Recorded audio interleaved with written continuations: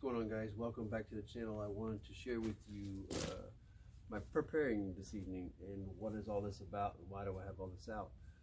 So I live in North Carolina. We're expecting an ice storm, snow, sleet, icky weather. That being said, there's a possibility of us losing power. There's a possibility of us not having things that we're used to and accustomed to on a daily basis. So I'm trying to prepare myself as well as my family for that reason, or for that issue.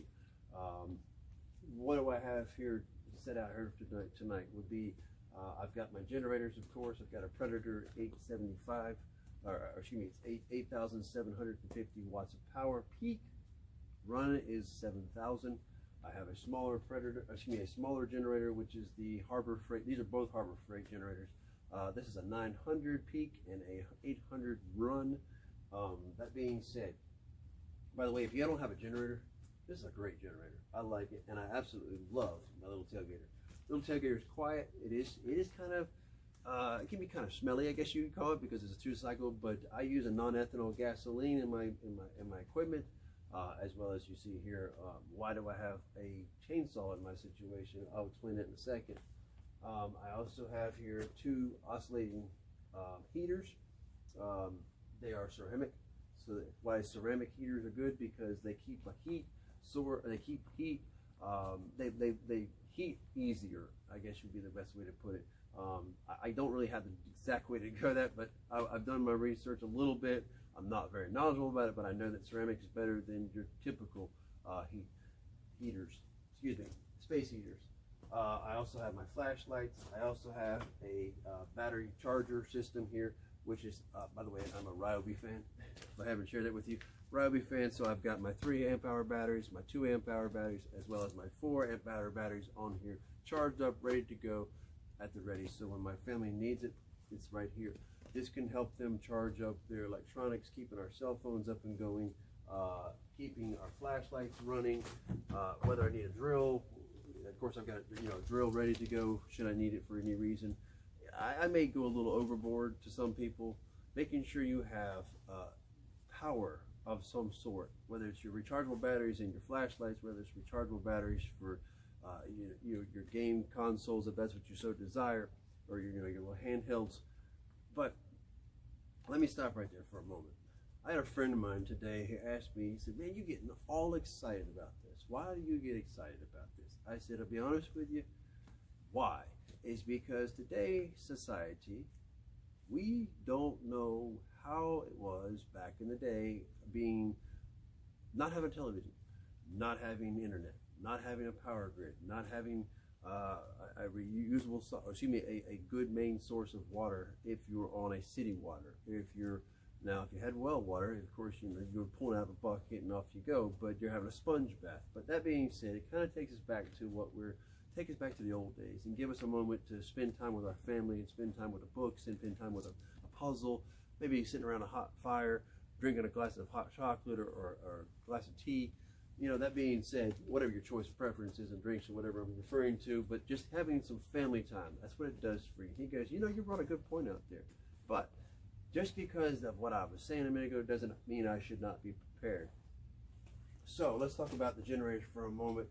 I'm running non-ethanol gasoline. I don't know if I've already mentioned that, but I'm running non-ethanol gasoline in my equipment, as well as my my chainsaw.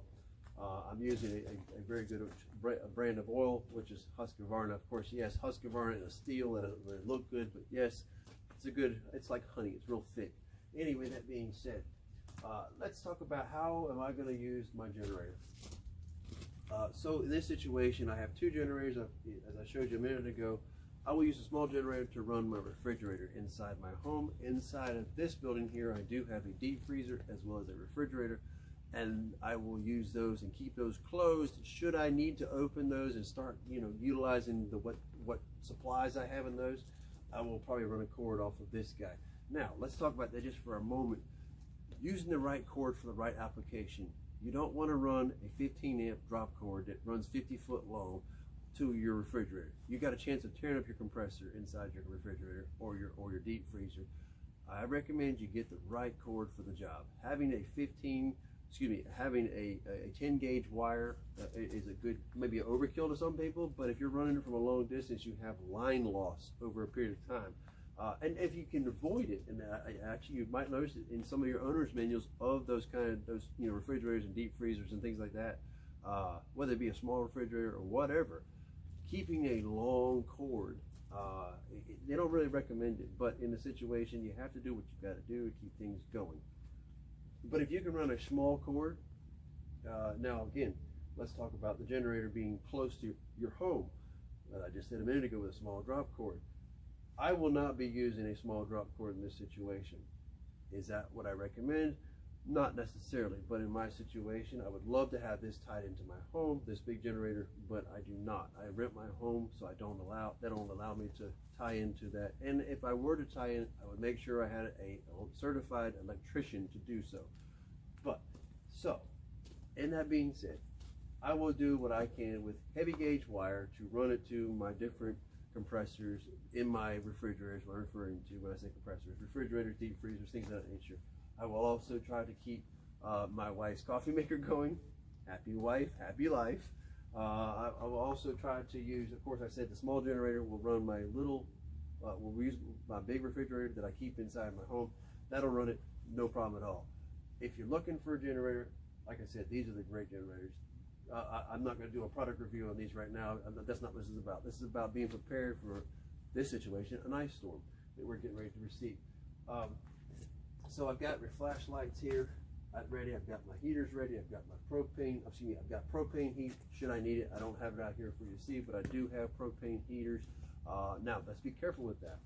Certain propane heaters, well, first off, propane heaters in general, you should not run those. If you're talking about these little heaters, you shouldn't put that in your home. You're supposed to have, first off, it gives off a fume that may be toxic to you, as well as you want a ventilated area when you run that. When you put them in your tent, camping, that's one thing.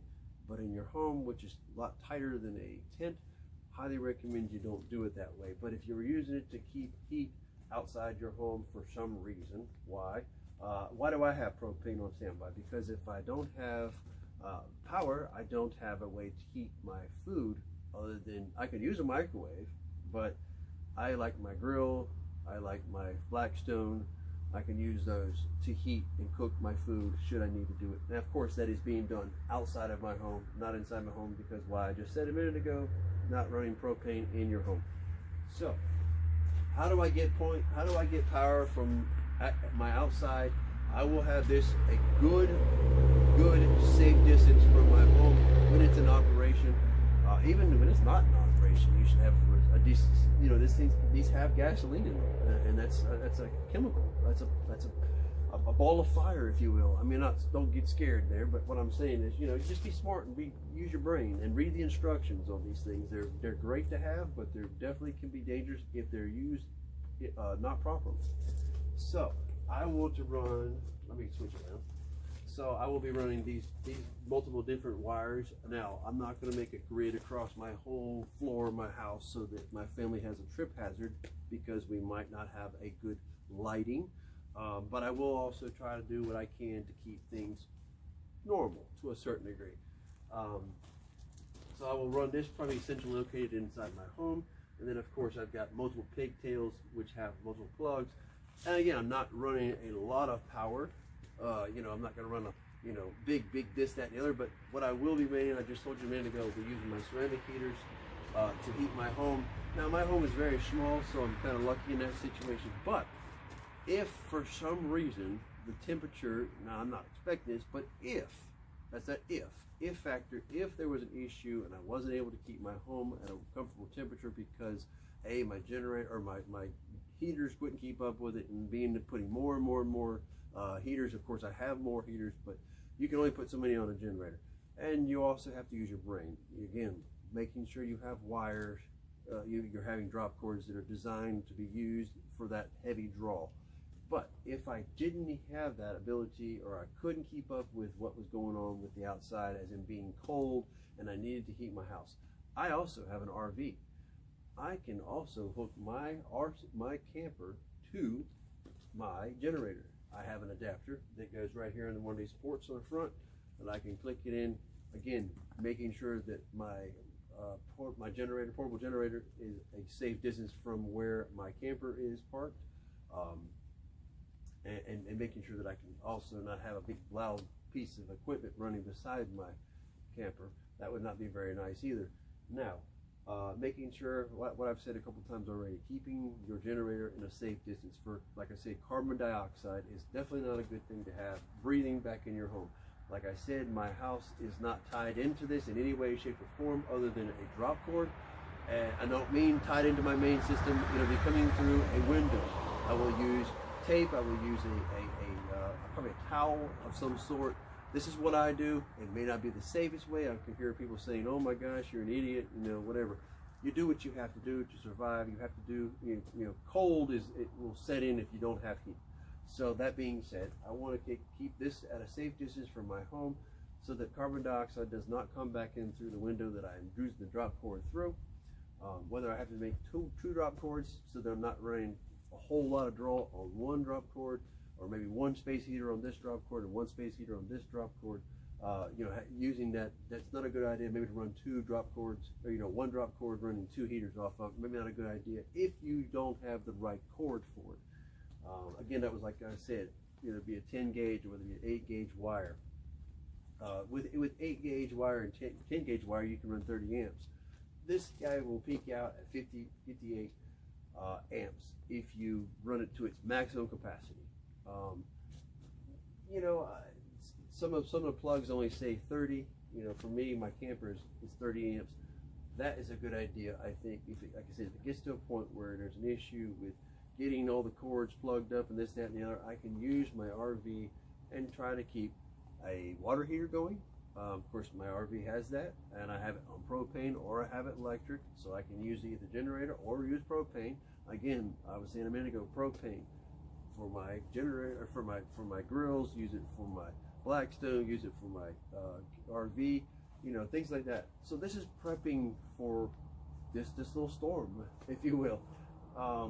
Anyway, I don't want to get too boring here, but like I said, I wanted to take a moment and share with you guys a little bit about what I was preparing this evening, how I was going about it, and why I was doing what I was doing. And I thought it would be a good idea to share it with you. I'm more of a guy that likes to prepare for the unexpected. I like to prepare so that life doesn't really change a whole lot. It gives you an opportunity. It gives you an opportunity to be prepared. If you get a chance, put some food away. Put some stuff away in a safe place that you can keep it in a climate-controlled environment. I also have water at standby. I also have first aid at standby. I also have food, as I just said a minute ago, frozen food, whether it be dry goods, whether it be canned goods, whether it be, I can't even list all the different kinds of foods that you can keep. But, of course, your foods that are refrigerator or freezer, of course, your freezer, you get a little more life out of it, but, whether you have, whether your dry goods being like Wise food, or whether it be Patriot, or whether it be, freeze dried, however you want to go about it. But having those on hand, should you not be able to get out. Now, another thing I have prepared is the vehicle that you see behind me. This is, per se, my vehicle of four-wheel drive. It is my vehicle that I will have snow chains should I need them. They're at the ready. I also have a tow chain. I also have a tow strap at the hand. Now, I'm not planning on getting out and going out like all these other fools if I don't have to. When I say fools, I don't mean to disrespect people, but people get out there and think, oh, I got a four-wheel drive, I can go anywhere. Just because you have four-wheel drive doesn't mean you can go anywhere. Use your common sense. If you need to take your vehicle out, make sure you have the proper ready for that. Like I said, chains. Now, let's talk about, just for a brief moment, about chains. Making sure you're putting your chains on your drive wheels. If you have a front-wheel drive vehicle, you'd want to put your chains there. If you have a rear-wheel vehicle, put your chains there. Now, in my situation, this is a four-wheel drive vehicle. Does that mean I put chains on all of them? Absolutely not. I would put one on the front, one on the front, left, or right, depending on which my choice, as well as one on the right or the left. I have positive rear ends so that both my wheels actually spin. But that being said, I don't want to get out if I don't have to, but in an emergency situation, I have a vehicle that is ready, fueled and ready to go should there be an issue. Guys, if you learned anything in this video, please comment. if you got some questions about some of the items that I've mentioned here, I'd be more than happy to ask them or answer them. If you just put them in the comments, I'd appreciate it. If you get a chance, please subscribe. Really appreciate it. I'm trying to get YouTube stuff. I'm trying to get new videos out here for you guys to watch. I appreciate those of you who have subscribed. Of course, you see right now I don't have a whole lot of subscribers, but I'm hoping that those who do subscribe and those who have seen this video or will see this video would share this video so that I can get more subscribers. I'm actually here right now trying to upgrade some of my film equipment so that I can do better, more quality video. I'm actually hoping to buy a camera soon here that does 4K. That being said, I would like to film in 4K. That may not be a big deal, but I don't know. I just hit one of my videos recently, and it sounds kind of corny to say this, but one of my videos just hit 1,000 views. That's not a lot to some people, but for me, who is new to YouTube, I was pretty excited.